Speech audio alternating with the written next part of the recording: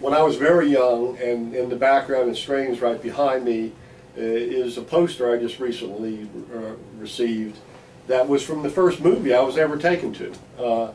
Why my mother would take me to see the movie Hercules, I really don't know. But that's what was burned in my mind watching that first movie.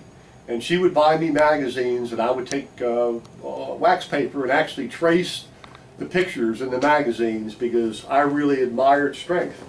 I did take my little barbell to kindergarten even years before that, so it was banging in my mind that barbells and strength was a cool thing.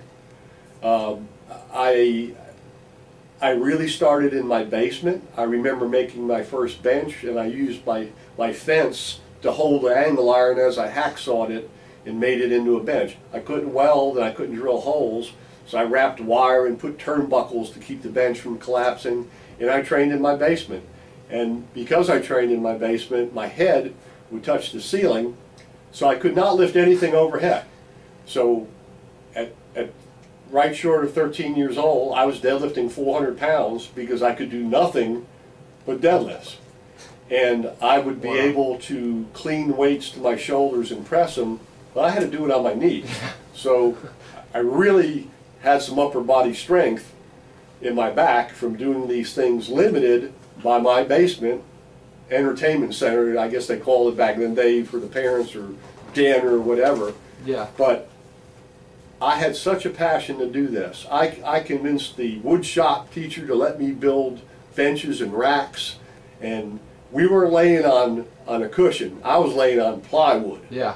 And it was bare bones, but I was after it. I would save my lunch money, and my father would take me to these wonderful barbell companies that people hear about in history today. He would take me there as a young child because I wanted to go, and I would take my lunch money, and if I had $10 saved up, I would buy 100 pounds of Burr barbell plates, or go to York, pay for a bus ticket or train ticket as a 12-year-old child, and go 200 miles away and spend a weekend in a strange city because I loved it that much.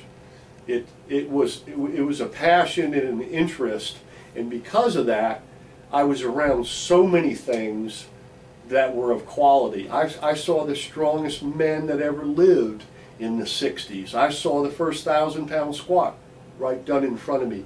I saw Bill Kazmaier, World's Strongest Man competition, lift his greatest weights right in front of me. The things I was privy and lucky enough to witness. I saw one of the greatest lifts of all time, a 486-pound clean and jerk in the middle of a thunder and lightning storm at the Senior Nationals in York, Pennsylvania. I was right there. I was one of the few people that got to actually see what I think was the greatest lift I've ever even witnessed or read about. But it took effort, it took passion, it started very early, and it continued on. It wasn't something that like, oh, I think I'll do this. You couldn't make me not do that.